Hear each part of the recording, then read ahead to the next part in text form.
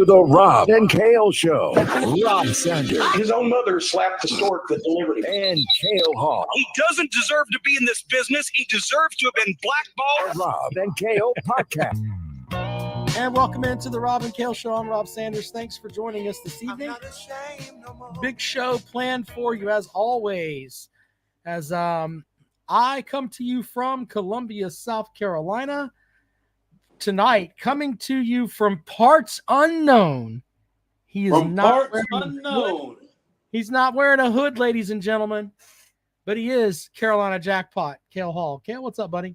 What's going on, guys? I'm coming to you from Flagler Beach, Florida, and bottoms up, drinking some Land Shark beer. This is the only time of year when I really drink this. Is when I go to the beach. So bottoms up for that. 34 folks in here watching tonight, and I knew that. Damn it, I don't understand why Lou is uploading that god dang your season is over fucking video so damn late this year. That some gun was live streaming during my live stream yesterday, and now he's doing that. He's done that 3 or 4 times during our show. I don't think he likes us very much anymore. I really don't, because he knows he's got the monopoly and he's just bending us over and running it in dry. But that's just par for the course for this year. This is like a group therapy session tonight, as it were, really, wouldn't you say? Well, yeah, we can definitely get into that. And I've already put the link out there where people can join us. And Jackpot, we're going to go right to it. Somebody's already ready to go. Here it is. Tom, welcome to the show. Good evening, guys. Tom. That's right. You damn right. I was at the game yesterday, and the second half was the most beautiful thing I ever seen. And I know Big Bald Daddy's out there. We might need to check on him. He might be in the psych ward somewhere. We sure served them Tennessee fans a big old cup of shut the fuck up, if you know what I mean. We don't have to worry about them on social media or the internet for the next 2 or 3 months. And speaking of Uncle Lou, he had a great video about the Tennessee fans whining about the officiating and all that. But hey, we had the same officials in the first half as we did the second half, and they weren't complaining about the officials when they were up 20-7. That's well, I mean, I've said for a long time, there's a certain section of Tennessee fans that are just assholes, and every fan base has that set. I mentioned yesterday during Jackpot's live stream when they were all crowing about being up 20-7. I said, hey, you guys need to remember, games are 4 quarters, not 2. And the first thing, fuck you, Rob. You don't know what you're doing shit about football. Fuck you. Okay, well, what happened? Alabama got it to play in the second half, and then you sent your ass back to Knoxville with another loss. Couldn't have happened to a better group of fans. I'm glad it happened to them. Right, and just hang in there, Jackpot. Things will get better for South Carolina. I mean, every team goes through it, but better days are ahead. But I think, hey, you know what Uncle Lou's trying to do? I know Jackpot's a big wrestling historian. Remember the time WCW did a Clash of Champions during WrestleMania head-to-head? Yeah, I do. Yeah, there was a miserable failure. That's what Uncle Lou's trying to do. Y'all like the WrestleMania, and he's like the Clash of Champions. He's the Sting versus Ric Flair 60-minute Iron Man match. Speaking of, I remember it well. Speaking of Sting, Sting announced his last match at AWE. Yeah. This year, he's going to retire. They said he was going to go against, but he's retired. I heard it might be Darby Allin, which I think that's kind of he's a young up-and-coming kid, no offense, but I was listening to Eric Bischoff's podcast the other day, and he said if he was in shape and he was in his right frame of mind, we all know what that means. He said he would like to see him wrestle Rick again. Yeah, Rick said he wants to come full circle because Rick made him in that match that we were talking about there, but that ain't gonna happen. Rick ain't. There's no way. What about Bret Hart? The WWE guy versus the Ultimate WCW guy. He can't. I don't think he can get in the ring, man. He had a stroke and stuff. Did he really? What about Undertaker? We've always wanted that Sting Undertaker match. That's true. Or Goldberg. Yeah. Goldberg, yeah, I mean, still go. I would like to see Sting. Yeah, I would like to see Sting come back out in the surfer look, his old school look, for one last match. But yeah, but so you think South Carolina's going to make a change this year with Beamer? No.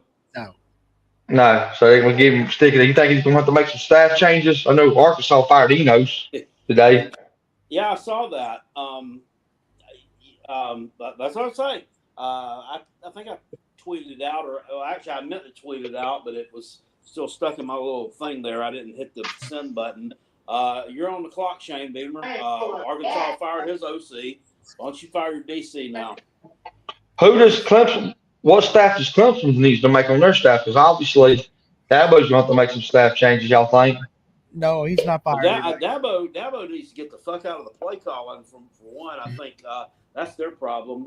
I don't know if Rob would agree with that, but I think Dabo meddles in that offense, and I don't think he's let. I think that Garrett Riley dude is probably he's too good for. I don't know. He's too smart for Dabo, I think, and I think Dabo likes to get up in the mix and interject his stupidity into whatever he's trying to call. And since he's the head man, not much Garrett Riley can do about it. Garrett Riley probably can't wait to get the fuck away from him, to be honest with you. Right. I just don't get. See, Dabo, I can't understand him because here's a guy that beat Alabama twice for the national title, and he went from that to this. I don't get how Clemson went from that to this. I mean, what y'all think changed? Well, they don't have a generational quarterback for one. They don't have. Not good. Their defensive coordinators now at Oklahoma as the offense as the head coach. Losing Tour, I think, was a big deal, and his mentality and his recruiting and everything else. Who was that? Venables. Venables, yeah. Venables. The whole team took a total drop. Now, and your defense is still pretty dang good. I wouldn't say they're at elite level anymore, but they're still pretty dang good. But I think the team as a whole took a dive. I mean, who knows what was going on behind the scenes, what Venables was doing with the rest of the team. I mean, yeah, he's a pretty intense fucker, man. And it doesn't seem like Clemson's a very intense football team ever since he left. So, I don't know. Look, I want to address this really quick here. I want to get into the Clemson thing in a moment. But, hey, Tom, thanks for calling the program. Yes, sir. You guys are awesome. Thanks a lot. All right. Yes, sir. Let's bring in Ray really quick here. Thanks, Tom. Ray, what do you have for the program, buddy? Hey guys, how y'all doing tonight? Good. What's up, man? Better than Tim Peters. Well, that's a good thing, brother. Well, I texted in your live stream yesterday, and I think you misunderstood what I meant. I know you were frustrated, and you have every right to be frustrated with the way your team's playing, because as a Florida State fan, I can understand we went through the latter part of Jimbo and then the Willie Taggart fiasco. So I understand where you're coming from, but I'd made a statement that, as far as South Carolina not being a destination school, I was kind of more talking for head coaches, not so much players. You had Lou Holtz and you had Steve Spurrier, which obviously, in my opinion, the two best head coaches you've ever had. Mm-hmm. And I just don't see Shane Beamer on that level, Jackpot. That's kind of what I meant. I just don't think he's on that level as those two. No, he's not. No, and I don't see it. And that's what I'm saying. And I don't think you can reach the levels that those two guys reach with Shane Beamer. And that's what I meant. I think you just misunderstood the way I said it, or I worded it wrong, or whatever. Yeah, I understand. It's fine. I mean, any interaction is good. And you were frustrated and upset, and I completely understand it. I've been right there where you at. Trust me, nobody was any worse in the dumps when we had Willie Taggart as the head coach. Jesus Christ. I felt like crying every time we played. But anyway, Rob. I knew that was a bad hire when they made it. I mean, he was the shits at where was he at? Western Kentucky? Oh, yeah, I don't know where. Yeah. You talking about Willie Taggart? Good there. I knew, when I knew he was when he was a joke, dude. I knew he was a joke. I think it was like 2018. Y'all beat like, was it Louisiana Monroe that y'all beat in overtime? Was that the game where the receiver lined up facing the wrong way? Yeah, I think it was. He had him out there singing the damn Seminole War Chant fight song I remember seeing it on Twitter or whatever after beating fucking Louisiana Monroe in overtime, and I'm like, this guy. I was like, this is a joke. I said, Well, take them and back I'm gonna tell behind you the stadium something. bleachers and chew their ass Now, out. Jackpot, I'll be honest with you. As a person, Willie was a super nice guy, but that doesn't mean you're a good head coach or head coach material. That No, doesn't usually mean it means you're anything. not. Exactly. And I wanted him to succeed, and I'm not trying to be a butthole about what I'm about to say. There was tremendous pressure at the university to hire an African-American head coach. And me personally, I don't care if you're green, yellow, black, and white. It's can you win football games? That's all that matters to me. And I wanted him to win, but it just didn't happen. It wasn't meant in the cards, and it set our program back. But anyway, and Norvell's not perfect. He made mistakes in that Duke game, going for fourth down on your own side of the field. But you have to give it to him. He's developing a culture. He's getting players in, and I think the future's bright. But I will say this about Rob. I was so disappointed because there's not a team other than the University of Florida that I hate more than the fucking Miami Hurricanes. And I was so pissed off. What the hell is Dabo doing? What the hell is he doing? Well, I was going to get into that, and I've got a quote from Dabo Swinney from last night's press conference I wanted to share. But, hey, as always, we appreciate you calling, Ray. Thank you, All right, man. guys. You have a great night. So, me too. Dabo Swinney last night, if you watched the game, Jackpot, and we're going to thank our sponsors in a moment. We appreciate them. But I want to address this really quick, and then we can get into South Carolina. But Clemson lost last night in the final play. And normally we don't share our text messages here, but Jackpot sent me a text message that I'm going to share here. Here, all it says is, hey, block out the nude that I sent you of myself earlier. I was a little drunk when I did that. Yeah, I'm not going to send him the nude you sent me, Jackpot. No. It said button on a fur coat. Here, you've been wanting to see it. And I sent it to him. I was like, whoops, I didn't mean to. I should delete that. Yeah, it's not. I'm not going to send them the nude you sent me, Jackpot. The full Playgirl layout. No, I'm just going to read what you said. That was a lewd. Lewd. No, all you said was, as soon as that play happened, what the fuck was that? And we're talking about Cade Klubnik trying to go into superhero mode, and he should have handed the ball. And here's the thing: we can make an argument about Will Shipley and how good he is or how good he isn't, whatever. What I can tell you is that you have a half yard to go. I'd rather have my chances with Will Shipley carrying the ball or Maffa or the third string running back before I'm going to line up Klubnik. Now, Swinney said this after the game. This is the exact quote. No, when he was asked about was it a handoff, no, it was a handoff 100%, and we didn't hand it off. He just pulled it. I got no answer. Just trying to do too much. No RPO. It's a give. He just didn't do it. He made a lot of plays, but again, you got to play within the system. Ladies and gentlemen, he just basically hung this quarterback out to dry. He said, I told him this is what you're supposed to do, and he didn't do it. Yeah. So that kid, that guy will be playing for North Texas or somebody next year. Yeah. Well, and that's the thing too. And look, I think that Dabo Swinney could have went into that press conference and said point blank, look, we've just got to coach better. This is 100% on me. He's making $9 million a year. Okay. When you making that, he's not wanting for anything much. Neither is his right. or his wife or anybody. Well, else. and the program's not wanting for anything. If he wants what the fuck ever, somebody's going to give it to him. The reality is the fact that he hung that kid out to dry tells me that I think he might be losing that locker room just a little bit. Not a lot, but a little bit. Now, can he right the ship? Yeah, he can. But in the end, he shouldn't have said what he said last night. Yeah.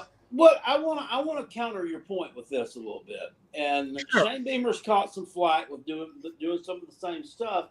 But in the end, it's up to these guys to execute. Now, if your coach isn't putting them in a position to win or succeed, then that's one thing. But Shane Beamer, last week against Florida, he complained about them dialing up pressures and then not running them correctly. And then he took a bunch of flack because, you should have taken accountability for that. And you should have made your coach. But, at the same time, he can't go out there and put on shoulder pads. I guarantee you don't want to see Shane Beamer putting on a pair of shoulder pads right now. He said he was once the best long snapper in Virginia Tech history. I don't know if I agree with that or not. But anyway, Dabo can't put on shoulder pads. There's a line there, too, somewhere that, I think, well, first of all, I hear that I have a Gatorade cooler that says Shane Beamer's a hell of a kicker. Just saying. I have that on good authority. Was it a Gatorade? Have we confirmed that it was a Gatorade kicker? A Gatorade cooler? What's his name? What's the guy from John Whittle from the Big Spur told me or from 247 said he called it a kicker, a cooler on the pregame show the other day. But yeah, but on the other hand, the way that Beamer did it, he didn't single out one player. He said, we didn't do it, as in the whole thing. And that kind of bugged me a little bit on the front with Sweeney where, yeah, it's the quarterback, but in the end, he's got this kid in a pressure cooker now. And I'm going to go ahead and tell you Clemson folks this too. You have 2 games on your schedule that are left. And there are 2 games on the schedule that are left that I personally think are really going to be really hard for you to get. I don't think you're beating Notre Dame. I don't think you're beating North Carolina. No. And for the Clemson fans that are going to get upset with me about that, that's fine. We'll take your calls here on that in a second. But I've also got one other thing too. Spencer Rattler. You want to know what Spencer Rattler's biggest problem that he has? Jackpot. Do you know what that is? What would that be? He has to find chapstick for his nuts because they drag on the ground. They're so fucking big. And he's scraping them on the ground because they're that fucking big. I'm going to tell you Clemson fans this too, and you're not going to like this either. If Spencer Rattler was our quarterback, Clemson would be 6-1 at worst. 6-1 at worst. It is an absolute shame that Spencer Rattler is on a shit team this year. And I'm not just ripping the Gamecocks on that. The guy plays like a fucking demon. And I'm telling you, if he were on the Clemson team this year, they would be 6-1. They might be 7-0. They might be. But anyway, we'll get into that. It's a sad situation for Rattler. Looking hindsight 2020, looking back, I wish that he had a little bit better of just from me being unselfish here. I wish that we'd have had a little bit. He had a little bit better 2022 in the earlier stages of the year, where he could have went ahead and entered the NFL draft last year and actually had a chance to be drafted in the first, 3-4 rounds and actually make some freaking money. Where he was at, if he came out, he would have been drafted really, really far back. Who knows if he would have even been picked up. And then he'd been sitting there running around as like an undrafted free agent trying to make a team. He comes back and he's elevated his draft stock this year as much as he possibly can. But if he had, if he had some pieces around him to work with, he could have elevated it much more. It's really sickening, and all this stuff is not Shane Beamer's fault. It's not all his fault. That offensive line has really been decimated by injuries. It started in the spring, and it's just gotten worse and worse and worse. You possibly lost 2 of them yesterday for next week's game or this coming weekend's game. What the fuck are we going to do? They don't even have enough people. If those pronouns, pal, being Oluwatosin Tree Babalade and Trayvon Ball, if they can't play, he said they don't even have enough to run a two deep. Against a team with a formidable defensive front, they're going to get murdered. Yeah. Justin, welcome to the program. I saw our buddy Justin at the fair today with the kids. How you doing, Justin? Doing good. Hey, well, it's good to see you, man. Good to see you too, friend. You all right? Oh, yeah, I do well. Hey, Carolina Jasper, I agree with you about the Shedula thing. Can you hear me? Yeah. Oh, yeah. We can hear you. Go ahead. Yeah, it's good. Carolina Jasper, I agree with you about the Shedula thing. It's not going very well for them, you know? That's true, man. That's absolutely true. Hopefully they'll rebound for you guys and win some of these games down the line. We'll see. Oh, yeah. Hey, before I go, guys, hey, Carolina Jasper, do you think we're able to get a bit top football coach again one day? Maybe. Oh, yeah. I'm sure they will be able to if they, well, it's going to take a new athletic director. It's going to take some new people on the board of trustees at South Carolina that are willing to put up the money and get the money up and spend it on that. Right now we're too worried about spending money on giving terrible baseball coaches contract extensions and giving Dawn Staley whatever she wants, which is not a problem. I mean, she's put some championship level teams out there, but I mean, let's just be frank. Every one of us would rather see a championship in football than we would one in women's basketball. Yeah. All right, Justin. Hey, man, I appreciate it, man. You have a good evening, all right? You too. Take care. Go Gamecocks. All right, Go buddy. Cox. All right, there you go. Saw Justin today at the fair.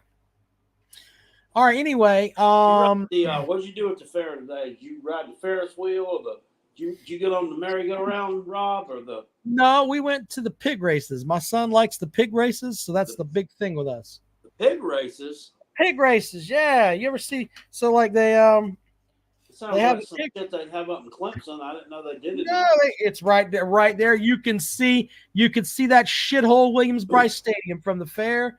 You get you a pig nose like this one. There you go, little pig nose action. And you watch the pigs race. That's what we did today. We went and watched the pigs. I've race. never seen you look so good. Of course not. You're getting a chub over there, Jackpot. Williams Brice Stadium looks great when it's empty. You know why? There's not a home team in there shitting the bed and losing.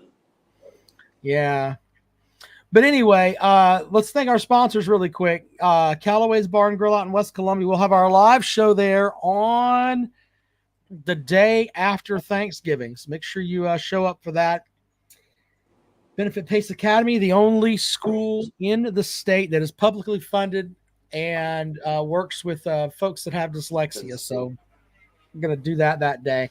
Callaway's Bar and Grill, Callaway'sBarandGrill.com. We appreciate them.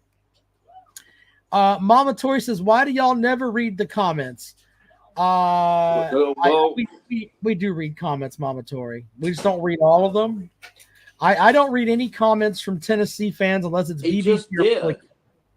But I'll read your comments. There you go. We've been also taking calls and trying to defend ourselves. Yeah, no shit. Also, we want to thank our good buddy Dennis Wilson, DNC Trucking and Transport. Will says, read this comment. Very good. Anyway, be sure to Dennis Wilson, by the way, is from DNC Trucking and Transport. Fireside Chats with Uncle Jackpot. Jackpot, read away. It sucks to be a Gamecock. Mizzou has a 5-game winning streak over my team. We are the epitome of a shithole. It sucks to be a Gamecock. Go Tigers. That's a hell of a transition. As Dennis with his comment there said he'd rather stick his pecker in a blender than watch another Clemson game. Yeah, there's that. But I love it. Look, I'm just being honest with you, Jackpot. I watched the majority of that Mizzou game, and there was one point in that game I have to ask you about. It's in the fourth quarter. It's 4th down and 3 you're on the 3. Okay, so it's 4th and goal on the 3, and you're going to kick a field goal. When I saw that, I was talking to Justin Hall, who hosts the 5th quarter postgame show with me, and I literally said to him, what is his fucking problem? Does he want to get back to Columbia early to go to the fair? What the hell is going on here? I mean, what a shithole on No that. clue. I mean, clue. do you if you don't get it, if you don't get the 3 yards, Missouri starts on their 3. No. Oh, it was just oh my The god. tone for that game was set. If you watch the whole game, I mean the tone was set early in the game, and when we received the opening kickoff, no, they received the opening kickoff. We forced the 3 and out. We got the ball back. Rattler was cooking. Rattler. He drove him right down the field, put him in position to score. They didn't block for him. He fucking got sacked, and that was your ball game. I mean, it just went downhill from there. Luther Burden made a nice catch, I think, and honestly, South Carolina, the secondary did a decent job yesterday. The touchdown catch, that long one that Luther Burden made, that was a hell of a catch between 2 defenders. It's not like he just cooked everybody on the field and outran the defensive back by 10 yards and was uncontested. That was a heck of a catch. I mean, they played pretty well as far as in the secondary, limited those explosive plays. But once again, stopping the run. I mean, you let this Schrader guy run for 160 yards. It's like they can do one, but they can't do the other. Well, I think it's and Tim Frisbee said this. He said it's at a point now with the defense where the offensive coordinators for the other schools are like looking, what do we want to work on this week? Do we want to run the ball this week? Okay, we'll run the ball. Do we want to throw the ball this week? We'll throw the ball. We are not good at any of it. It was what his terminology was. And I like to think there's some guys on defense that are pretty good, but I think some of them are out of position. Even Morey seems to be, they're trying to put him into a spot where he is, I don't think that's the position he should be playing. I think they're putting him in spots that he's too slow to, I mean, now I'm not saying he's a slow player, that he's too slow to take care of. Yeah, there's that too. So I personally, good point here from Twisted Rooster. We had 2 safeties on Burden. That should have never happened. Yeah, that's the thing. Yeah. You should have your guys that are your cornerbacks. They end up in spots where they need to, in the spots where the safeties are supposed to be, and the safeties are trying to play corner. It's just, I don't know if it's enough, and I hate to use this terminology here, but if it's an issue of, look, we got the best SEC bodies on the field, and it's a lack of depth. Where were the corners at over there, putting syrup on their waffles in the Columbia, Missouri IHOP restaurant? I mean, what? Yeah, I don't know. All I know is that the soft as hell. I didn't think South Carolina would be 2-5. I really, really didn't. And the more and more that you watch them, though, the more and more you look at that defense and realize that they are going backwards on the defensive side of the ball. And I don't know if there's any hope for that defense or not. And just getting rid of the defensive coordinator, maybe that'll help, but I don't know. I know Ellis Johnson, former defensive coordinator, was on our pregame show the other day, and he said, look, Beamer has this mentality of, hey, you got to go man all the time. He said, with the guys that they've got, why not play some zone? Let those offenses wear themselves out inside between the 20s, and then make it really hard to get in the end zone. Maybe that's the best way to go. What do you think about that, Jackpot? Hey, whatever works. He seems to know what he's doing. I'll be back. All right. Well, anyway, I think that's kind of what he said, and it kind of makes sense. But once again, you got to get hit with – you need more recruiting, and I know people don't want to hear that. People are tired of hearing about, oh, we have to recruit better, and we got to do this, and we got to do that. One of the other things, too, that I thought about was South Carolina is a completely different team on the road than they are at home. And, like, I don't think anybody really wants to play them at home compared to on the road. And I'm trying to remember back to the last I mean, it's been a while since they've had a good road win, other than the Clemson win last year. So, J Rock, my buddy, says South Carolina is a very poorly coached team. On what side of the ball? Because on offense, sometimes they look good. Defensively, they haven't had a good outing in I can't tell you how long. I mean, I really, really can't. I can't remember the last time South Carolina had a good outing defensively. Tiger Red Devil says, Rob, is Dabo Jack Leggett 2.0? I mean, what do you mean by that? Like, Leggett never won the College World Series. I think Leggett's a hell of a coach, but I don't know. I think that some of Dabo's ways are dated. And what I mean by that is that, and I know people talk about the transfer portal and things like that, but I wonder if maybe some of the stuff that he uses for motivational type tools isn't really kicking with the guys that he's got there. No, I don't think that they're running around. I don't think that they're running around and not playing hard. Don't give me that. But on the offensive side of the ball, they are inept. That is the only term that I can use. And people thought, oh, we're going to get rid of Brandon Streeter and it's going to fix it. And Klubnik's going to come in and that's going to fix it. Yeah. How did that work out for you? That offense is just as inept now as it was before. One could argue it may be worse. You could definitely go that route. Because you're not going to win. You're not going to win 10 games here in the regular season anyway. Yeah. Not a chance. I don't see that either. I don't see that either. So, I think that the idea of them winning 10 games is a joke right now, and the idea of them not losing at least 2 more games is very, very hard to swallow. Anyway, yeah, I mean, I don't see them beating Notre Dame. I don't see them beating North Carolina. And you know what?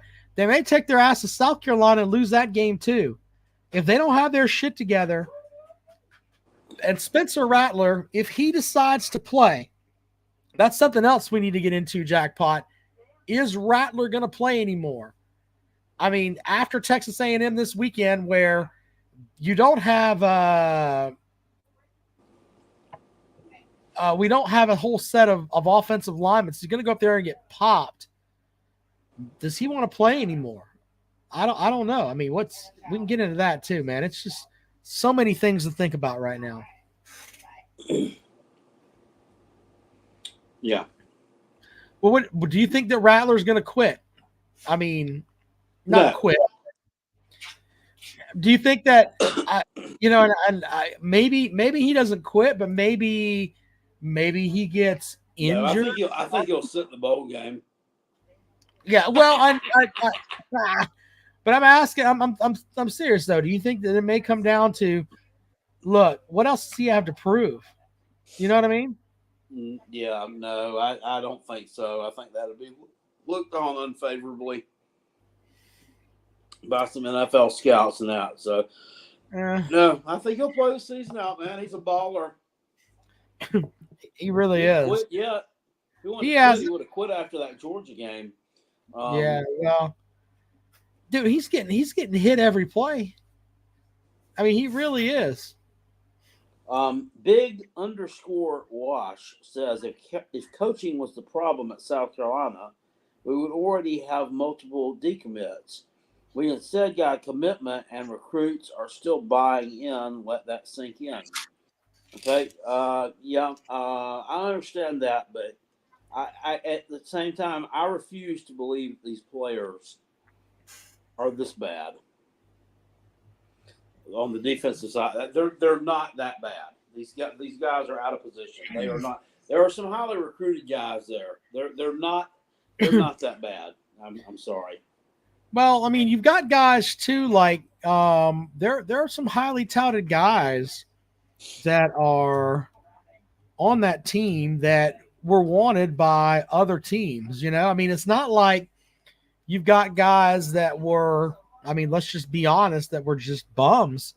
It's not like that. So when I'm looking at, Dude, McKinley Roy was the SEC Freshman of the Year on the defensive side of the football. So you've also got guys that, I mean, let's look at this guy. So Stone Blanton is another. He was offered by Louisville, Mississippi State, Ole Miss, Auburn, Baylor, California, Duke, Georgia Tech, Kentucky, Michigan State, offered by Tennessee, A&M, Virginia. I mean, I could read up and down the list here. These are all Power 5 schools.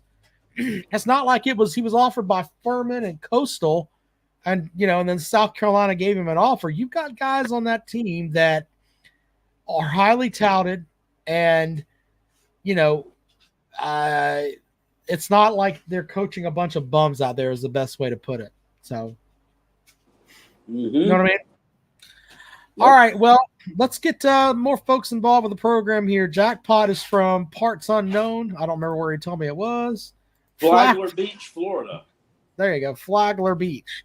I was gonna say you should have just said, it's parts unknown. That's a better. Rattler, Spalagler. Dr. Bart says South Carolina can do better than Beamer. Got to get Ray Tanner out of there first. I mean, I think that's a sore issue with a lot of Gamecock fans, to be honest with you. He's just an idiot. Tanner's an idiot.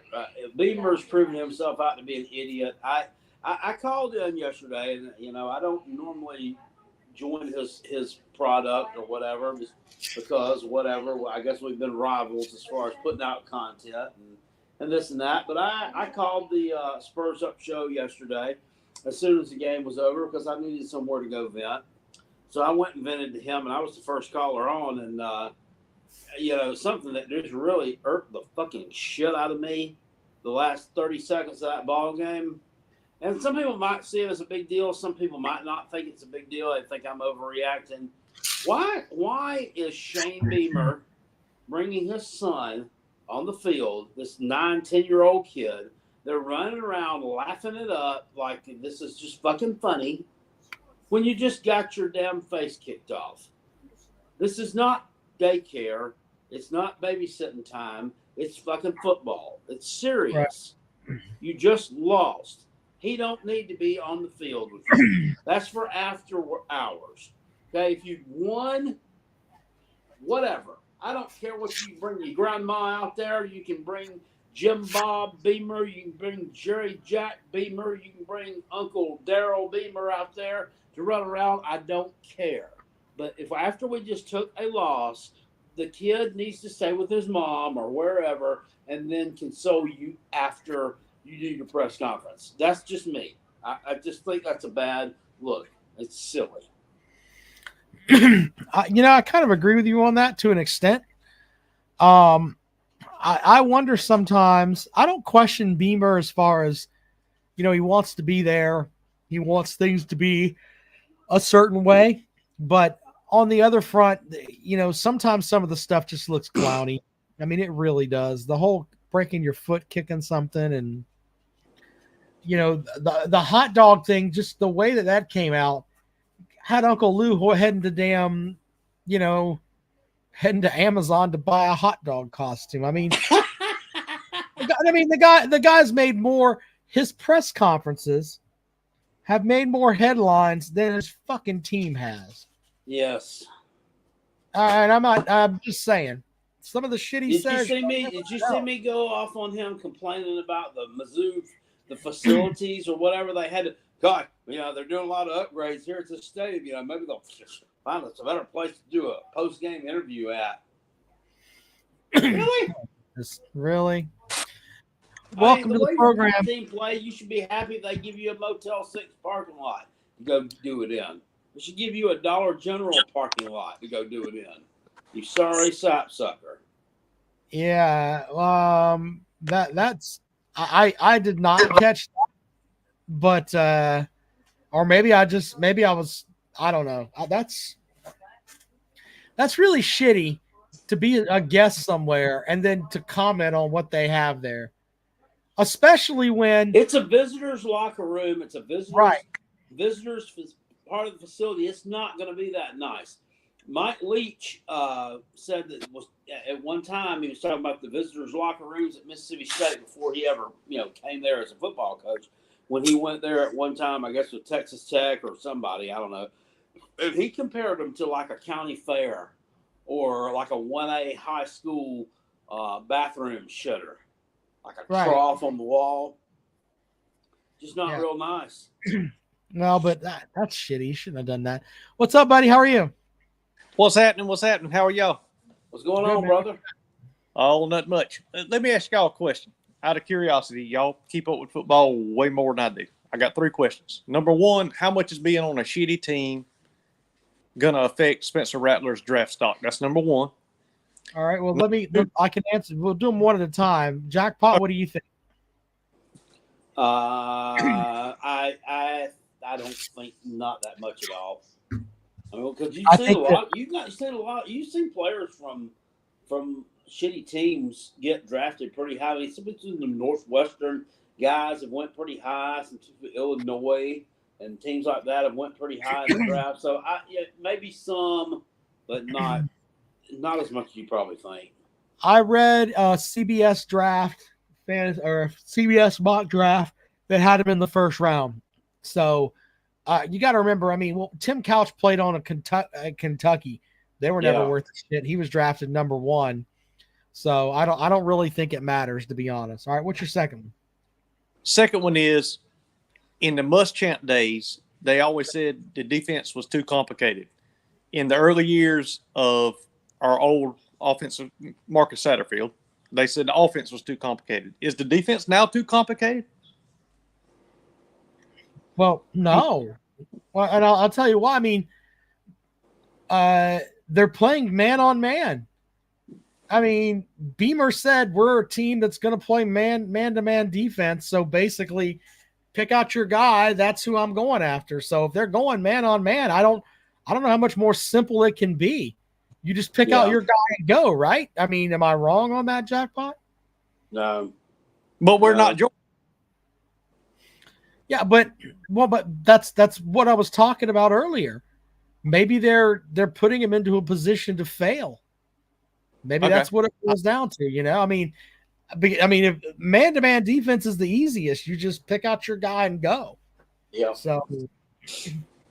Okay. And third thing is, really has nothing to do with football. I just want to say thank y'all guys. Love y'all to death. Y'all keep it up.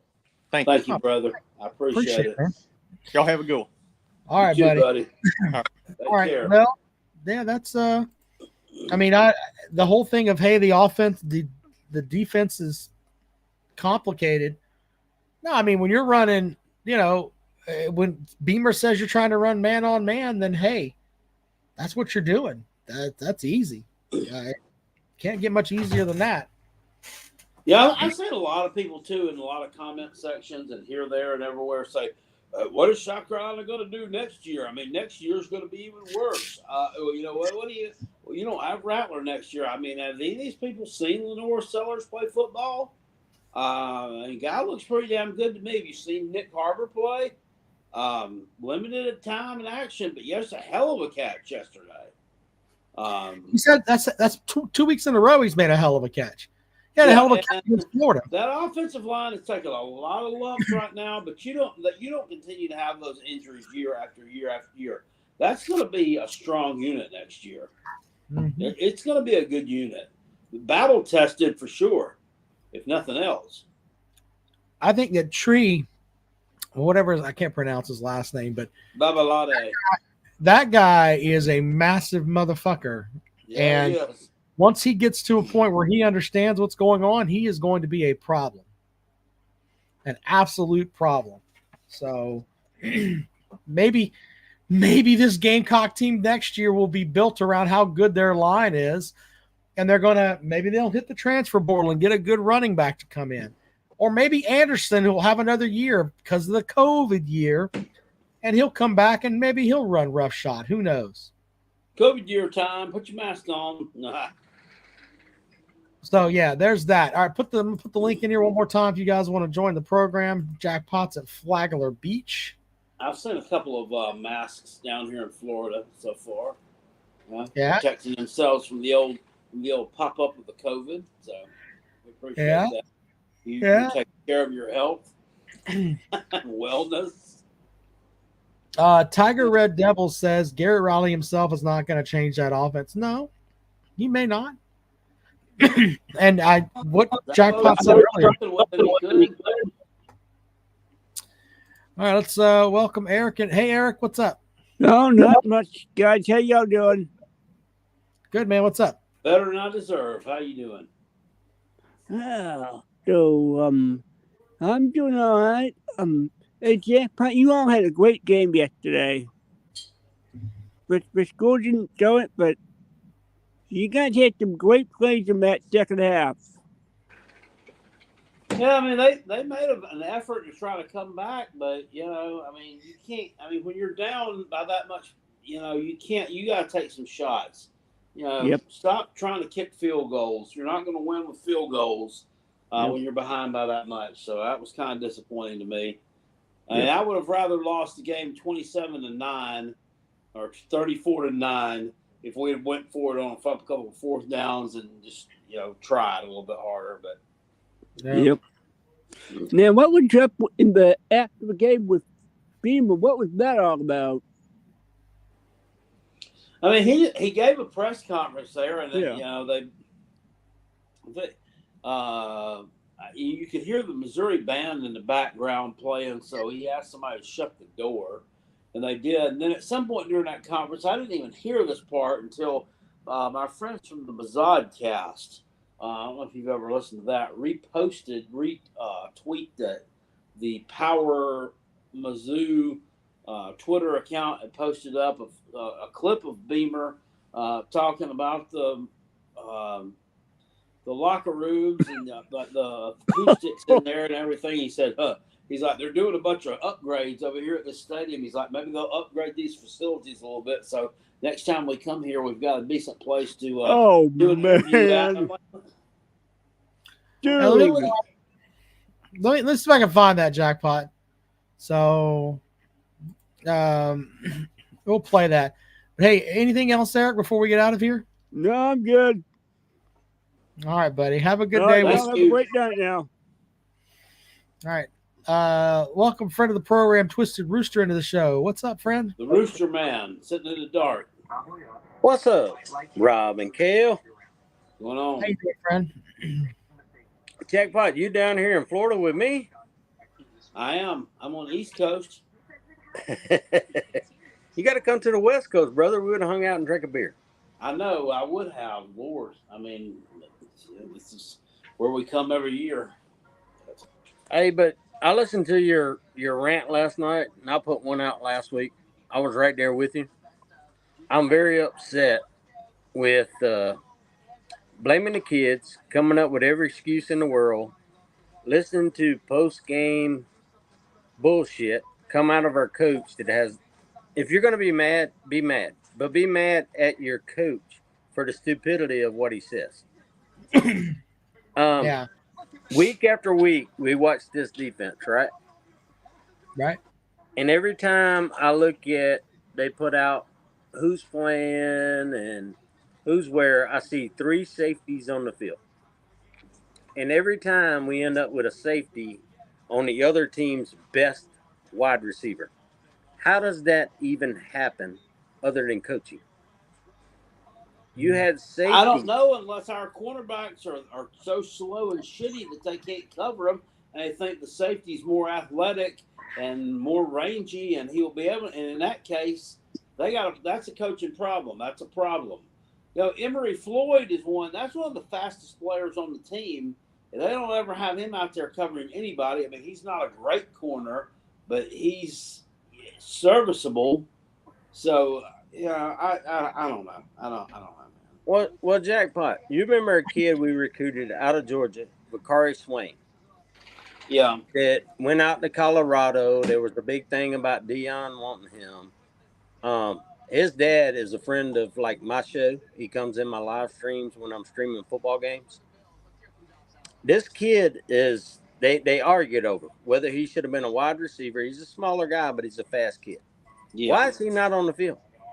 Because you're going to put a 6'3" safety against Luther Burden, against Florida's best wide receiver. You're going to get cooked every time. Yeah, it makes no sense. That's what I'm saying. Pearsall for Florida, Luther Burden for Missouri is a mismatch against a safety. So why do we continually do the same dumb shit? It's called insanity. Same dumb shit over and over, expect a different result. Well, and to be fair, and the weird thing about it was yesterday, looking at his numbers, Luther Burden kind of had a down game yesterday. I mean, he caught a nice touchdown pass, but other than that, he really didn't do a whole lot. He had a down game, while Ricky Pearsall had a career day against South Carolina. But once again, on the flip side, the running back Cody Schrader for Mizzou had a career day running the ball. You see what I'm saying with Rob? We're not balanced enough on defense. They've got some pieces there. They've got some players that can make some plays and make some stops. So we're not balanced enough to stop one of them enough to have a chance to win a football game. And we're very predictable on defense. Teams just watch film. They watch what we do. We don't mix up blitzes. We don't mix up pressures.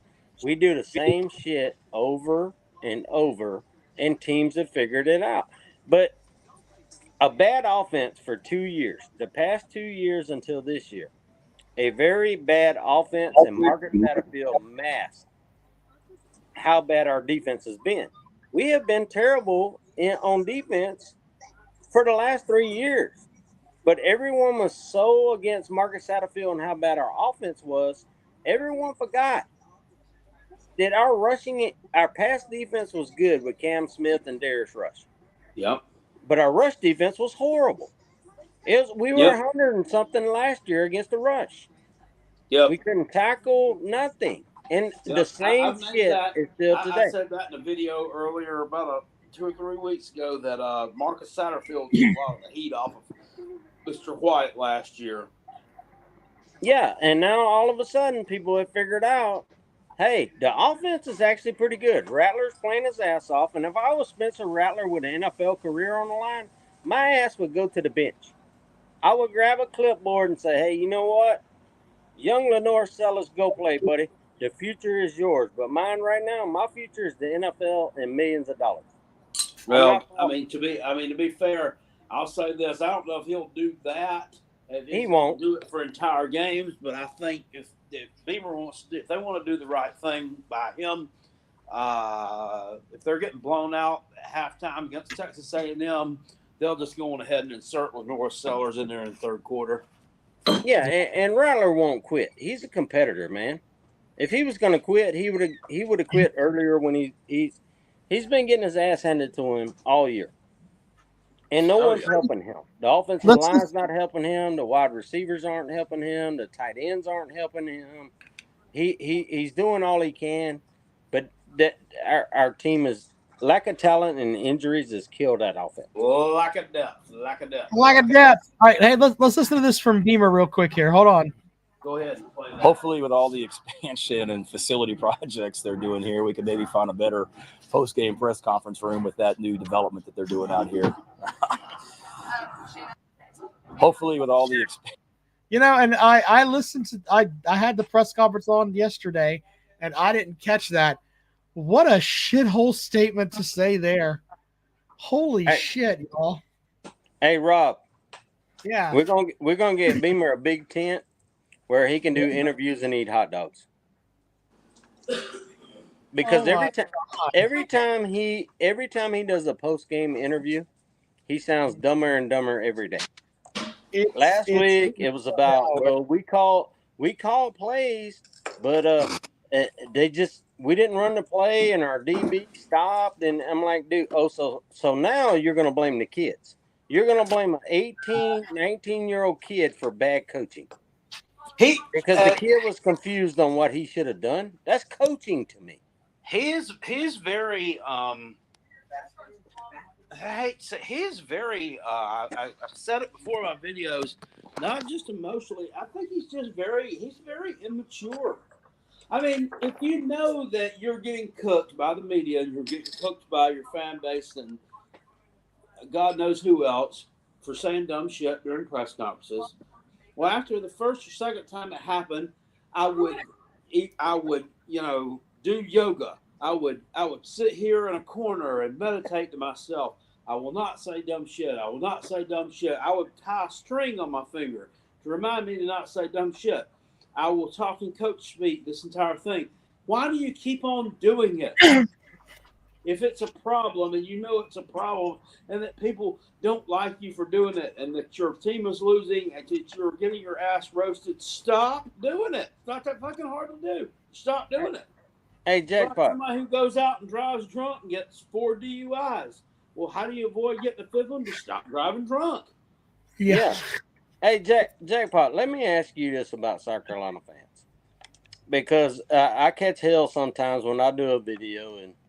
And I took my video down from last weekend where I roasted Beamer and the team because I'd had a little too much alcohol in my system. And I was highly upset. So Mama Tori talked me into taking it down because I do have, like, parents of some of the kids that'll show up on my channel every once in a while.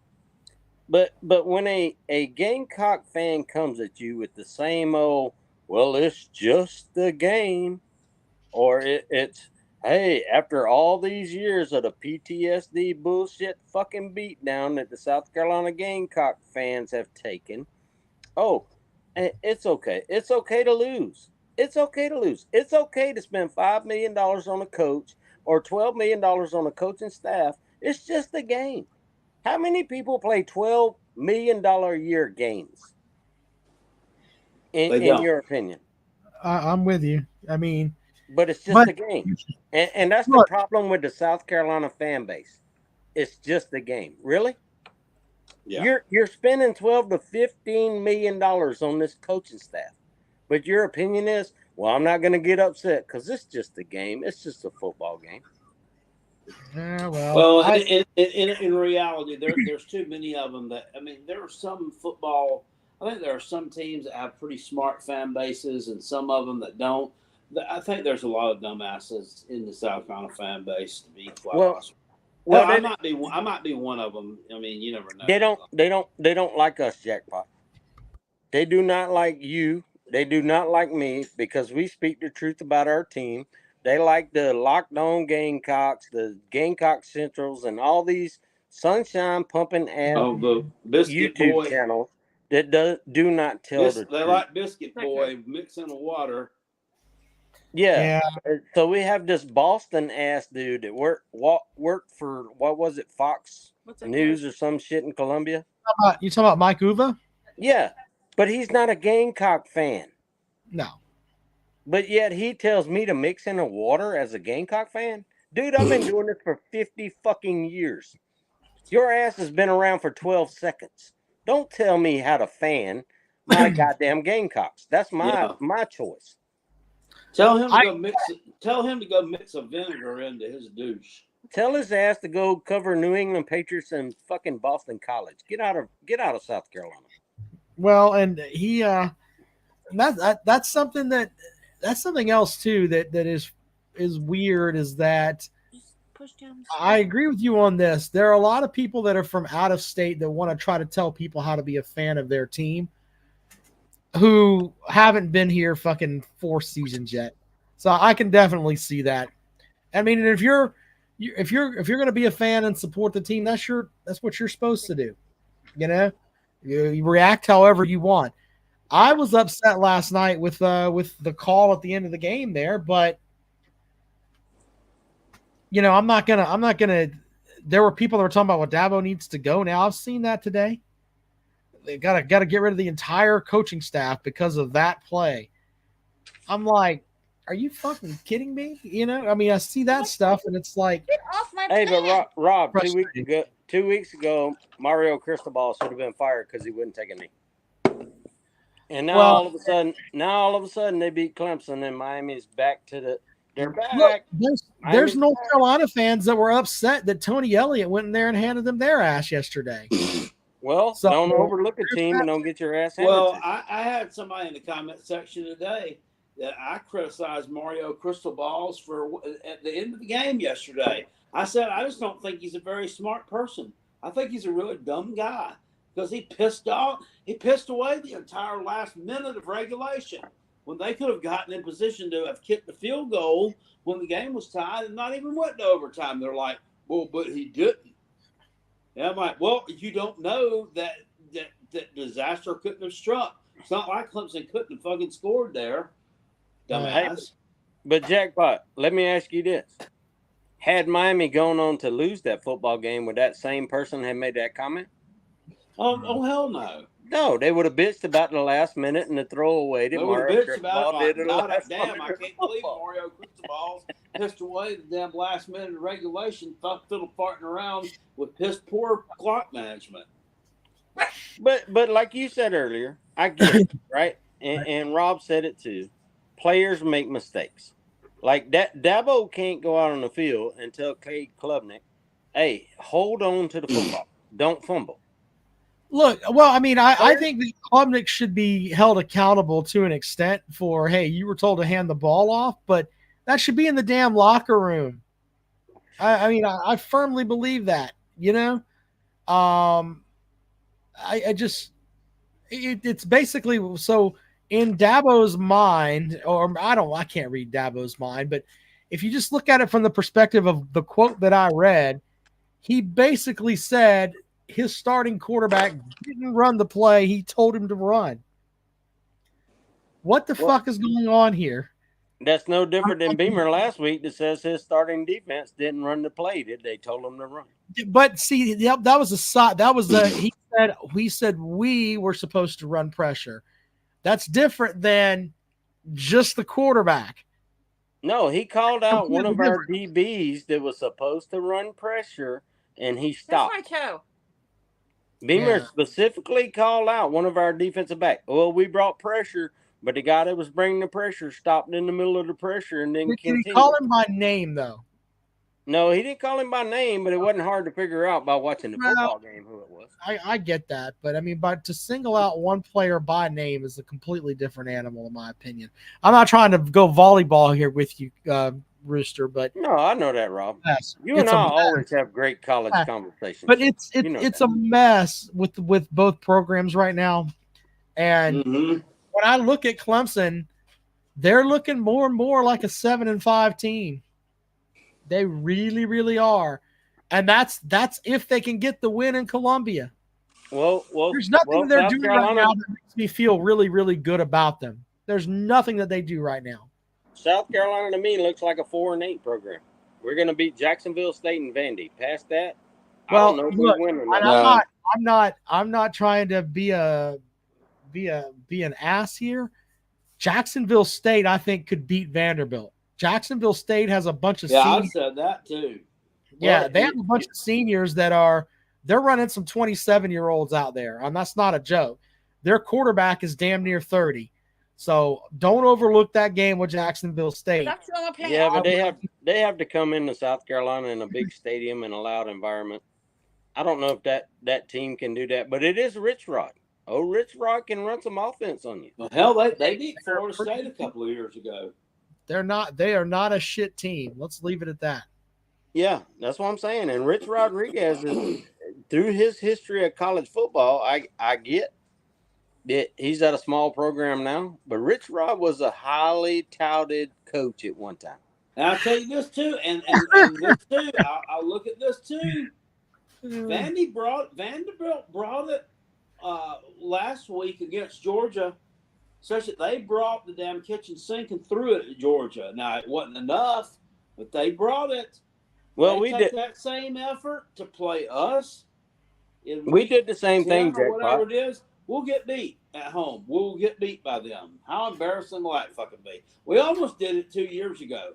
By a miracle and the grace of God and some piggly wiggly assistant manager named Zeb Nolan, who came off the bench and performed some heroics.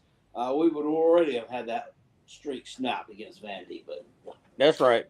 Hey, Rooster. hey, all faith in Jebula. yeah, Bruce, he had I more gotta- ability left. Here I gotta comes move Big on, Barney. buddy. Yeah, man, he's good, man. But you're right. He was really good. But hey, Rooster, thank you so much, buddy. Hey, real quick, Jackpot. Tell Holly that I said hi and I love her. I will. She's right out here. I certainly will, ma'am. Thank Thank you. you. And Rob, Hope you do. Yes, Rob, ma'am. if you Yes, get a ma'am. chance, can you instant message me? Because I need your help on She something. messaged you, Rob. Check your message. Oh, okay. Yeah, send me a message. I'll help you out. I don't know what it is, but I'll help you out. I'll send you a message. Thank you, Oh, love. Rob, she's dropping Fair you a mercy flirt. How about Bye, that? guys. Love you, buddy. All right, man. See you later. All right, Rooster. Appreciate it. Let's add Go Dogs to the mix. What's up, buddy? Hey guys, how's it going? Hello. Better than I deserve. Well, I had a question for Jackpot here because South Carolina's 2-5. They were expected to win 7-8 games this year. I mean, same as every year. Offensive line and run defense is horrible. So I'm just asking you, what do you think needs to change? It's just, I mean, I don't know. I can't point to any one certain thing. There's a severe lack of depth on both lines of scrimmage. Yeah. And that's a problem, especially on the offensive line. And they've worked on that. They've been recruiting really well there, but some of those players aren't, some of them are 2024 guys. Some of them are true freshmen who aren't able to make an impact right now, there's a lot of injuries there. I think their strength and conditioning program needs to be investigated and looked into because we've got more than our share of key contributors who are not able to play for whatever reason. We've got too many guys getting banged up during these games that are questionable for next week. And when you're already thin, that's just it's not good. This coaching staff, obviously, this defensive coaching staff, I don't think it's where it needs to be. I don't think it's been where it needed to be the past couple of years, and it's just starting to come to light this year because you actually have an offensive staff and some offensive play that's actually capable of putting some points up on the board. And your defense has really let you down, and that's coming to light. But that, in a nutshell, I think is the issue. There's a lack of depth and a lack of toughness on both lines of scrimmage. And until they get that fixed, they're never going to be able to make any steps forward. And it's not just been a Shane Beamer problem. That was a problem under some of Will Muschamp's teams too. It all starts and ends with the lines of scrimmage on both sides of the ball. And if you can't get that right, you're not going to have anything else right either. Yeah, I mean they stayed within 10 points against Georgia, and then ever since then they've just been losing almost every game. Yeah, really, the highlight of our season was beating Georgia at halftime. I mean, yeah. When I watched that game, I'm like, they're probably going to be pretty good this year. But then, things just haven't worked out since then. But yeah, that's all. That was my only question. So thank y'all and have a great night. Appreciate it. There all you right, go. sir, thank you. All right, Jackpot, really quick here before we get out of here. I've got to update the standings. We'll probably do that in the morning. But looking ahead, there are already some lines out for next week. Georgia's a 14.5-point favorite over Florida. Louisville's a 4-point favorite over Duke. Let's look at some of these games here. Let's see here. Tennessee is a 3.5-point favorite over Kentucky. Yeah. So there's that too. That'll definitely be on our docket next week. Yeah. Let's see here. Ohio State is a 14.5-point favorite over Wisconsin. Ooh, that's a lot of points there. The Beeve is a 3.5-point favorite over Arizona. early prediction there on that one. I don't think Ohio State's covering that number. That's a lot of points to be favored against Wisconsin by. Let's take it out to the people there, Jackpot. All the way down to the University of South Carolina. Shamcock Sporty, what's up, buddy? What's up, buddy? What's up, Rob? How you doing, Jackpot? Doing good, man.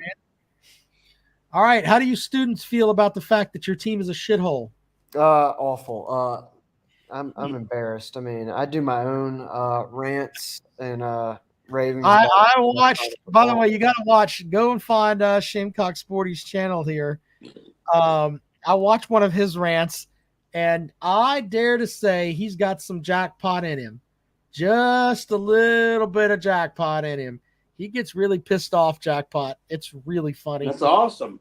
Yeah. He needs to. We need some more people like that, man. Yeah. So go and watch his stuff. It's really good stuff. Yeah, I'm hoping to cover college football more as a whole. I don't want to seem like I'm just a South Carolina fan because the reality is I am one, but I want to start making the channel more college football oriented as well. Yeah. That's what you got to do, man. I mean, that's what I'm gonna tell you. Several years ago, I was kind of in between jobs, and I was trying to perhaps think about doing this thing as a full-time deal. And that was back in 2019. That was before YouTube it took off, but it hadn't took off as much as it had by now. That's what I'm talking about. But that was the summer before 2020 happened, which was the COVID year. And actually, if I had, been cranking the content out in 2020 like I was in 2019, that channel, this thing would have really blown up that year because everybody was watching YouTube because nobody could go to the movies. There was no sports in a lot of places to watch, so people were really interested in the YouTube videos. But I mean, that's what Lou does. I mean, he's he's a Georgia fan, but he's all about some just regular college football, and he talks about all the teams. And he deep dives into every one of them, from Penn State on this side of the country to USC on the other, and a lot of people get interested in that. So, I mean, if I were you, that would be definitely the way I would go. That's not what Roll Tide said. Roll Tide says, you're in college, son. You need to be focused on getting shit-faced in Punani. Very good, sir. Well, he can do that, too. You can do that, too. It's not like the motherfucker can't multitask. I mean, he's in college. Yeah. He didn't get there because he was dumb. You can find the girl and be like, look, I've got 10,000 followers on YouTube. You might say like that make me. Hopefully I'll get there one day. Who knows? That's what I used to do. I mean, if YouTube had been around in 1995 when I was your age, I'd be like, hey, you know what? You got a nice set of tits and a hairy bush, but right now I gotta go live stream this fucking Brad Scott shit.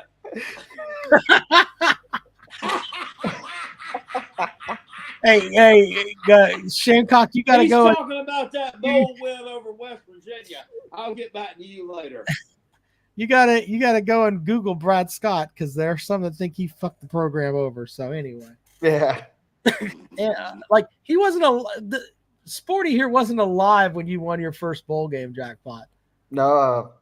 I was born in 2003, so that's right after. You don't know the legend of Boomer Foster came around. Boomer Foster, the Steve Tannehill to Boomer Foster connection down in the what was that stadium called, Rob? What was it, Joe Robbie Stadium? Yeah, Joe Robbie Stadium. Where Steve Tannehill goes in there, and it was the CarQuest Bowl. The CarQuest Bowl, January 1st, 1995. I think Brandon Bennett also had a hell of a day then too.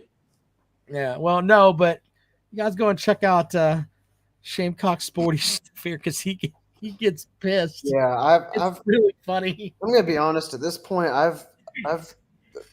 I'm beginning. No, after the Florida game, I'm beginning to question our coaching staff a lot. I basically said similar stuff to what Jackpot said after the Missouri game. I refuse to believe that we cannot compete with the other teams in our conference, like Missouri and Florida. Like, we're not that much. Our talent is not that much better or that much worse than those teams. It's got to be coaching. That's what I think. Well, you can't hit the reset button because then you're resetting every 3 years, and Yeah, you're right about that. I don't think we should call it. change if you don't do that. But Yeah, I'm not that knee jerk when it comes to. Here's what I think about Beamer. He's done some immature stuff with the whole in the press conferences and the whole kicking his foot thing, but yeah, I don't think there's a better fit as a head coach than him. I mean, recruiting wise, he's doing really well. I mean, 15. There's a lot of recruiting sites. I mean, I use 24/7. That's what I look at for recruiting. We're like 15, 16 in that range, ranking wise, which is for South Carolina standards, I would say is pretty good. I mean, recruiting's a big part of coaching. So. I hate to break it to you, but that's kind of where you average with Muschamp. So really, absolutely, go and look it back up. It's right there. Yeah. You were in the top 20 every year with Muschamp, as far as recruiting goes. But you know. All right. Well, I hope some Roll Tide said he's going to go and subscribe to your channel just to watch you. Appreciate it, Roll Tide. I'd love to have everyone come by. Even if you're not a Carolina fan, I'd love to have other fans come by. Seriously, start putting some good to have content some- out there for everybody else too. I mean, Develop as some much thick time- skin, As much 'cause as these you have time to motherfuckers- do, I really Develop would. Oh, I had the Voltards come after me after Tennessee stomped a mud hole in us in week 6 or whatever. Well, look with Tennessee. They went what off they on do. me. That's what they do. I don't worry. They're irrelevant. No, don't worry. They just got fluoride. Don't worry about them. All right, man. Every time they pick up a big, Talk to you later, all right? they turn around immediately and Thank you, they get brought back to reality real quick. That's just Oh what yeah, they they're not over there running their dick suckers tonight. Yeah, they're never going to have their day in the sunshine more than 2 days in a row. What? The wife says saying they ran their dick suckers is vulgar. Sorry, wife. I won't say that anymore with you here.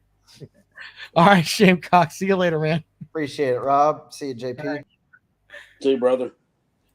What? Oh, okay. So I can't say that the Tennessee fans all have dick suckers and they're not over there tonight. All right, I'll work on that. Welcome to the show, Slim Shady Canes. Appreciate What's you, up, man. Well, Jackpot, I'm all about calling out stupidity by coaches when it's warranted, but I can't but disagree with you about how Mario handled the end of that game. Why would you try and put a true freshman making his first start against a top 5 defense in the nation? Why would you put him under the pressure of trying to run a 2-minute offense and hopefully get into field goal range when you dominated on both lines of scrimmage the entire second half of the game? They've been picking up some yards. They came down. They were down 17-7. They came back. I mean, he picked up some yards somewhere. When they it was all in the run game. The ball, it was that's what I'm saying. When they decided to run the ball, you were looking pretty goddamn good. So I have a lot less of a problem with that. Maybe you're right. I mean, sometimes being conservative makes the way to go. So, hey, would you have felt the same way if Clemson would have won that game in overtime? You've been looking back, man. We had a whole minute and a timeout. We could have tried. Well, listen, I'm not saying I particularly like it, but I understand it because of the situation with the true freshman quarterback. Yeah, I mean, if he'd have had, if Van Dyke had been healthy and been in there, it probably would have been a different story. And I agree with that completely. I think, like I said, I think a lot of that played into the fact that it's a true freshman. And, coming into the game, I mean, I realize it didn't turn out that way, but coming into the game, you're expecting Clemson's defense to give you a whole lot of trouble. Big Barney Ross wants to know which Hanson brother you are.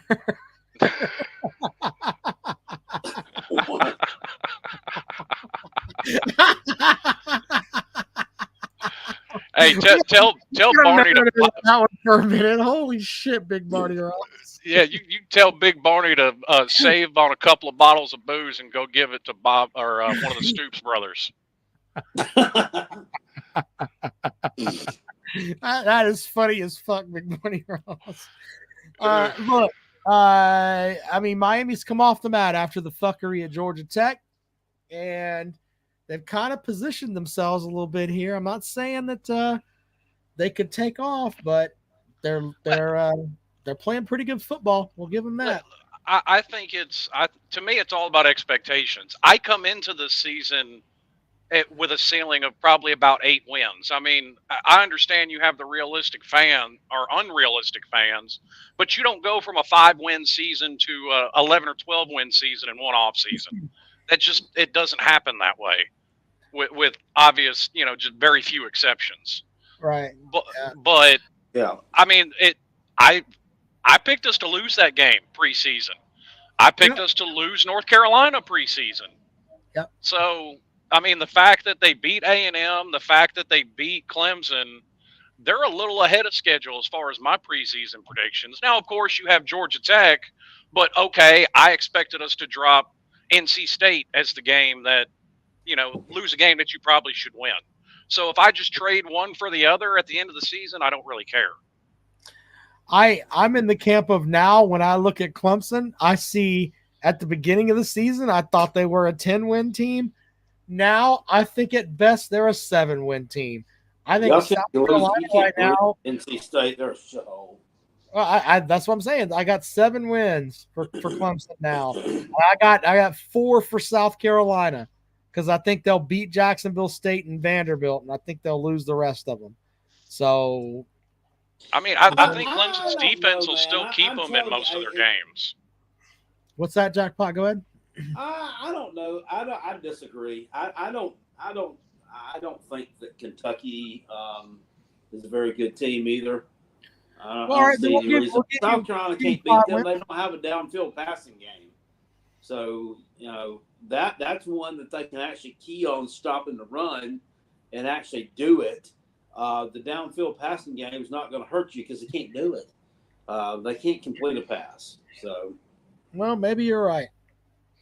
I'm just saying, in my opinion, from what I've seen, and I'm not trying to bash South Carolina here, it's just hard for me to get behind that team with the defense that they have right now. It's just the shits. So. Well, and as far as Clemson goes the rest of the year, I mean, nobody ahead of them looks invincible. I think they cannot match up with Notre Dame. I mean, I expect the Notre Dame game to be pitiful. I really see. do. I'm going to be honest. I had higher expectations for Notre Dame this year than what they've shown me. I thought their defense was going to be absolutely our offense was going to be out of this world. Notre Dame has 2 losses on the season. They lost a heartbreaker to Ohio State where their defense played their dick off, and then they lost to Louisville. Louisville. I'm sorry. Yeah, they lost to Louisville. So, I mean, yeah, they're a 2-loss team. They handled Southern Cal though. Oh, I'm not debating that, but like I said, I expected more out of their offense. With Hartman coming out there, I figured their offense would be lights out. Yeah. They looked great in the first game. Hartman will have some yards, I think, against Clemson, and I think that'll be a tough matchup. And North Carolina is North Carolina, but I think it'll be tough for Clemson to win those games. I mean, I really do. But on the other hand, would anybody be shocked if Clemson rode that defense and said, you know what, we're going to give Shipley 20 carries, we're going to give and we're going to make sure that fucking Klubnik hands the ball off, and we're going to give Moffa 20 carries, and let's see how that rolls. Hoffa. I'm not going to lie. Moffa needs to be your starting running back, in my opinion. Yeah, I agree with you. I think the third string guy should be better too. The third string guy, Quadzilla, needs to get some snaps. Why not at this juncture? Who the hell's Quadzilla? The third string running back for Clemson. That the name that's on the back of his jersey? But the name that should be on the back of his jersey, if I got to have things my way, that's what his name would be. Quadzilla. He back squats 700 fucking pounds. He's Squadzilla. Who the fuck is he? What's his real name? What's his Christian name? His Christian name, I don't know. He might be an atheist, Jackpot. Hold on. I'll tell you in just a second. Hold on. What's his government name? His government name. What's on his damn driver license? Hold on. I got it right here. I'm looking at it right now. He's got one. Let's see here. He's probably got a tractor license if he goes to Clemson. He's John Doe until proven otherwise. And John Deere. Dominique Thomas. Who? Dominique Thomas. Never heard of her. Yeah, well, hold on. I'm pulling up. Let's see here. Girl's name, isn't it? Is a girl changed into a guy? What is it? 700 something. Let's see here. Yeah, here. Look, I'll show it to you. Actually, no, he's dead. He deadlifts 700 pounds. But you gonna know his name for long. Yeah, his name is Dominique Thomas, and he deadlifts 700 pounds. There's I'm calling him Quadzilla. Y'all can call him whatever the hell you want. I'm calling him Quadzilla. He'd start for South Carolina and be RB1 tomorrow. Write that shit down. Oh God, yes. I'm right. Well, I mean, you can have all the great running backs. What surprised me the most about that game, I thought Clemson's offensive line was better than that. What's going on with them? I mean, or is Miami's D line just that good?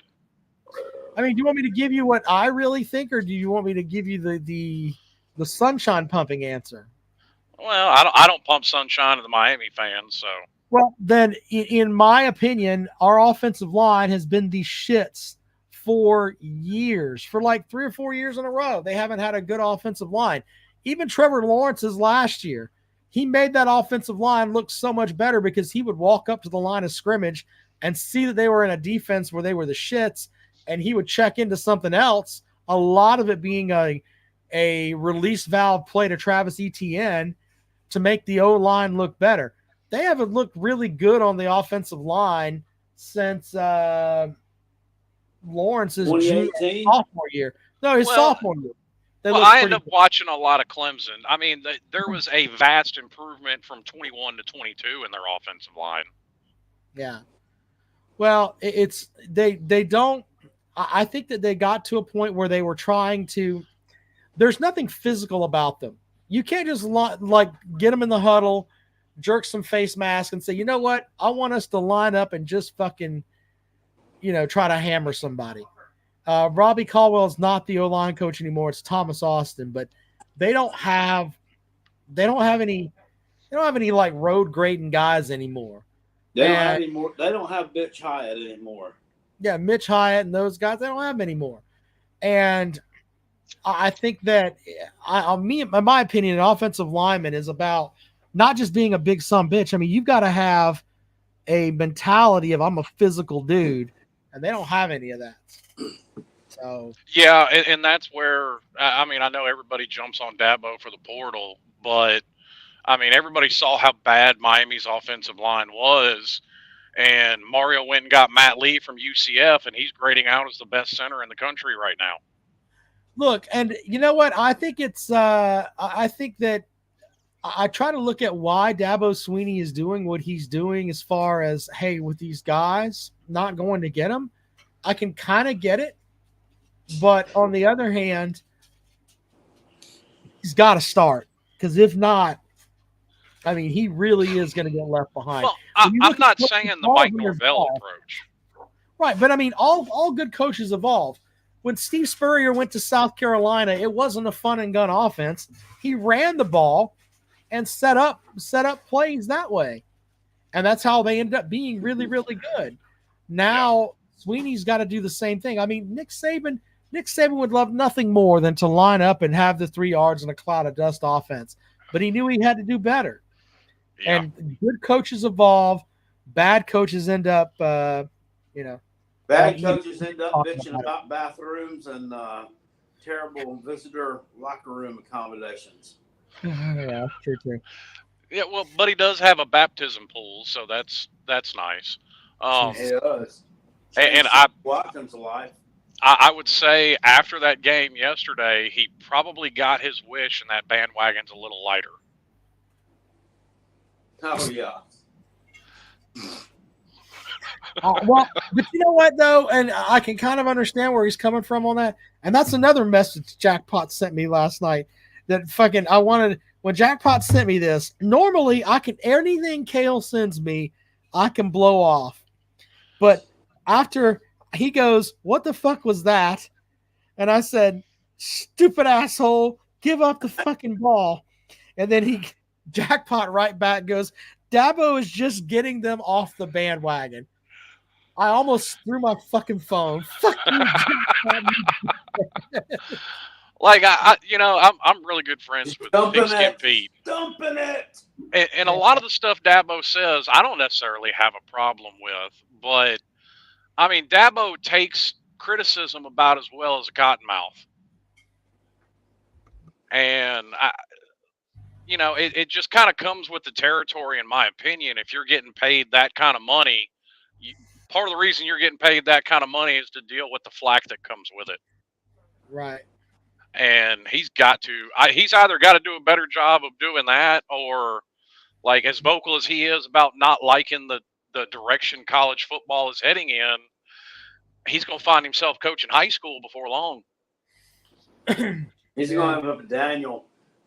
Dabo takes criticism about as well as a what? A cottonmouth. Oh God! Have you ever seen one of those out in the wild for real? Yes, sir. I spent a lot. I've had one try to climb in my boat a month ago. And I will tell you what, I saw one. I was about 11 years old, out in the wild, and I was playing by the creek, and wasn't expecting it, and it kind of bowed up about 10 feet away from me. And let me tell you what, that will make a little fat boy run screaming for his grandma, bloody murder, more than anything else in the world. I was terrified. So yeah, a cottonmouth will strike at you for looking at it wrong, and that's about as well as Dabo takes criticism. Like I know guys that are, Bobby Durkins being one of them. He's somebody else I'm subscribed to. I mean, that man, without a doubt, is a Clemson fan.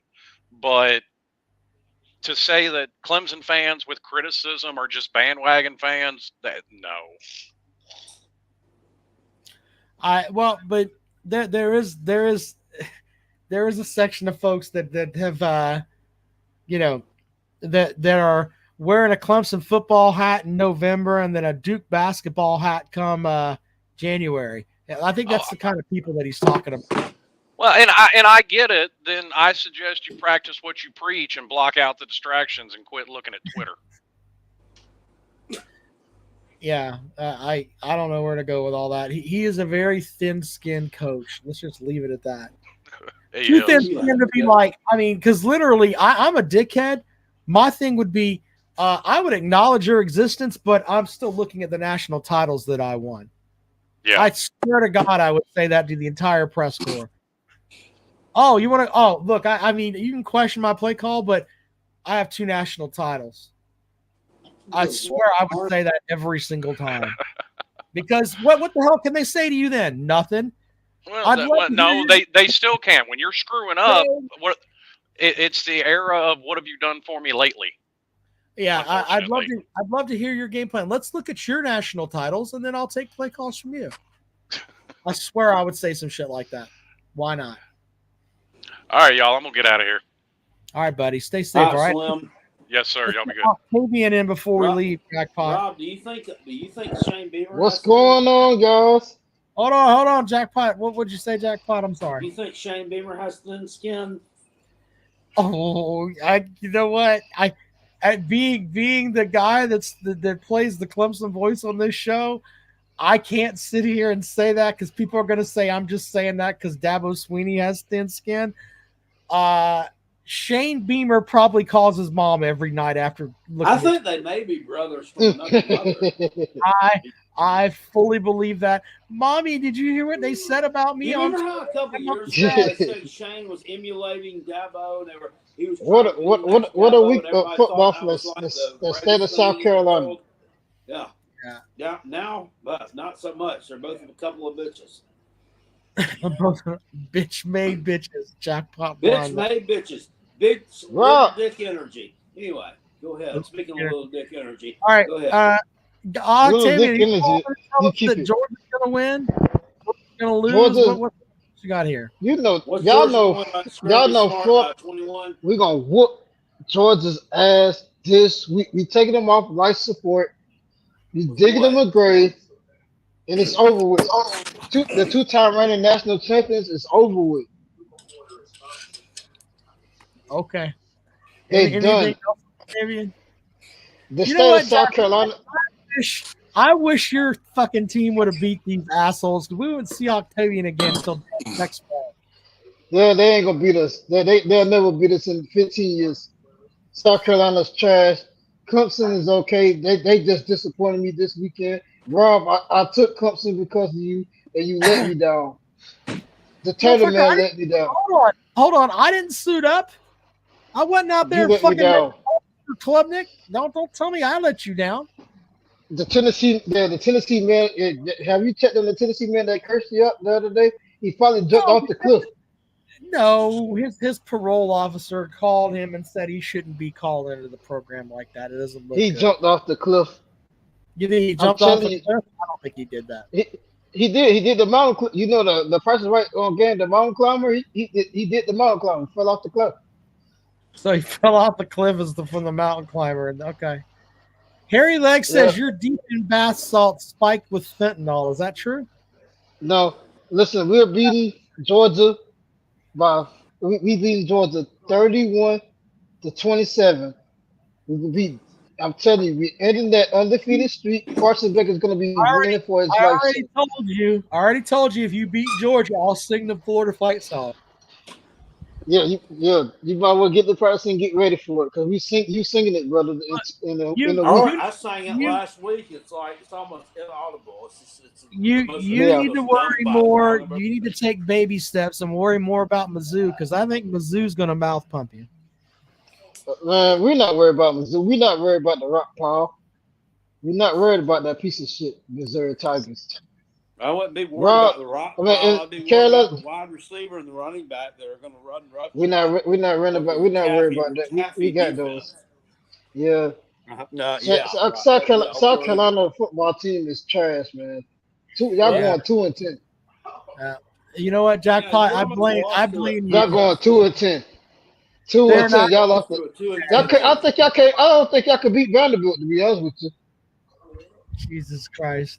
I don't think you can beat Vanderbilt. You beat Vanderbilt by 24. You beat us by 2 by the grace of God. So that makes sense. Yeah, no, we beat y'all. We came back. Y'all thought y'all had a win, and we snatched it from y'all. South Carolina season's over. So, Rob, Clemson better win these next couple games. I'm gonna call in this show, man. And we're gonna have a sit down with. We're gonna have a personal sit down with Dabo and see what the fuck is going on with Clemson. Do he need to get slapped in his shit or something? You need to worry. To be fair, Dabo would still slap Sunbelt Billy around. Yeah, you need to worry about your coach and the fact that he's a fucking idiot. You need to worry about that. My coach is gonna lead the greatest upset in the history of college football this Saturday. You think? Hold on. It's an upset now. It's an upset. Okay. It's an upset now. Don't y'all expect to beat them? I'm telling you, we're gonna beat them. Offseason, you told us. Y'all don't expect us to beat them, so it's an upset in your eyes. I believe it. I believe we beat them straight up. Yeah, the South Carolina Gamecocks is every time they play for them, it's an upset. Sir. Didn't you get ramrodded by a shit ass Kentucky team? Didn't that happen to you? Yeah, and look what happened afterwards. They look like a complete dumpster fire. So you got ramrodded by Kentucky, and then you had a bunch of Mormons beat the shit out of you too. You're not a program. You're a fucking shithole too. We can all be shitholes. Guess what? We got one conference loss, and then we're still gonna take the East. We're gonna beat Georgia and Missouri, and we're gonna kiss the trophy. Well, hey, let's just say that we all lived in this vacuum of stupidity that you're in. Okay, let's just say that we all lived there, and all of this stuff that you're throwing out there actually happened. I don't think you're within 2 touchdowns of Alabama or LSU over in the West. In fact, I think Texas A&M would tune that ass up, to be honest with you. Y'all are not special, sir.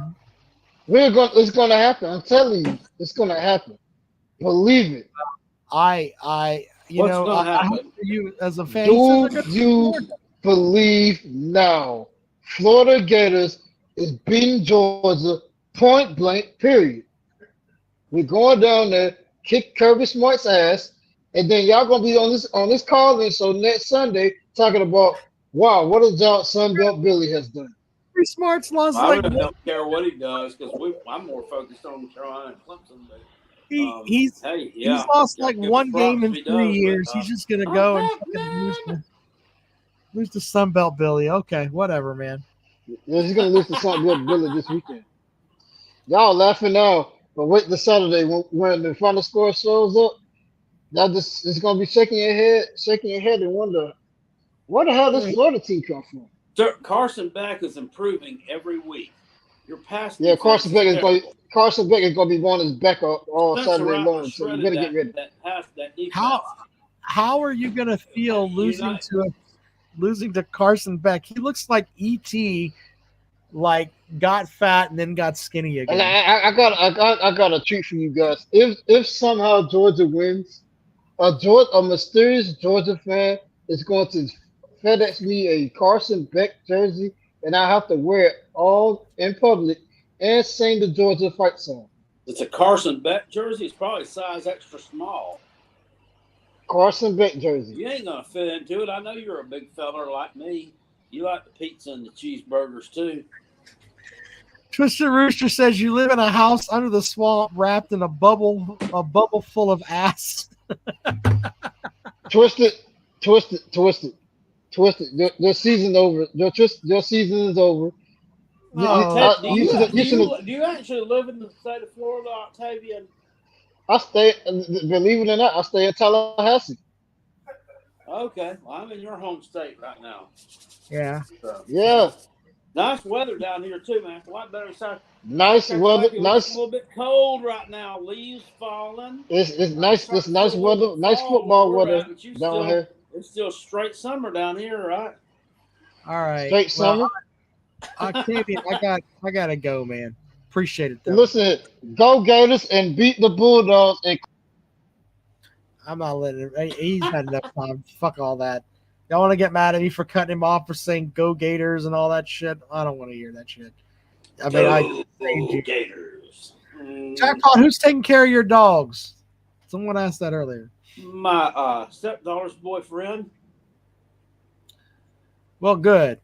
He better take damn good care of them. Anything happens, Shout out to Chase. He's taking care of Ziggy, and he better take care of Ziggy and Wheezy. By God, Ziggy can't take care of himself pretty much. He's got to take care of the two little ones. Oh, I thought you only had one little one. You got two little ones? No, we have two. We have the Shih Tzu. Remember the one? Jackpot has a girly dog. No, I thought that was Wheezy, right? That's Wheezy, No, right? Wheezy is the little pug. The pug. Willie is the little Shih Tzu. Oh, so you got you a girly dog. Okay, good for you, You Jackpot. saw the dog in the thing. You was making fun of her. I was not making fun of your. I was not making fun of your dog. I would not make fun of another man's dog. Well, what would you call it? Giving her mass compliments? I didn't say. You find a comment where I made fun of your dog. Yeah, we got a little Shih Tzu and a little pug. Wheezy, Little the Shih little Tzu and pug. a 'Cause pug. She snots. This little pug snots on me when she's trying to love on Blow me. snot on you? That's great. Yeah, she does. They have breathing problems, man. They can't breathe like you and I. They're not like regular mammals. They're Jesus. different. They're They still are sweet. different. All right, Jackpot. We've had a good show. I hope you have a good week down there. We'll talk on Wednesday. All right. Van Denny said the Shih Tzus, spelled horrifically wrong, are awful dogs. That's not true. Fuck you with all that. They're good dogs. All right. All right, Jackpot. Have a good evening, sir. All right, sir.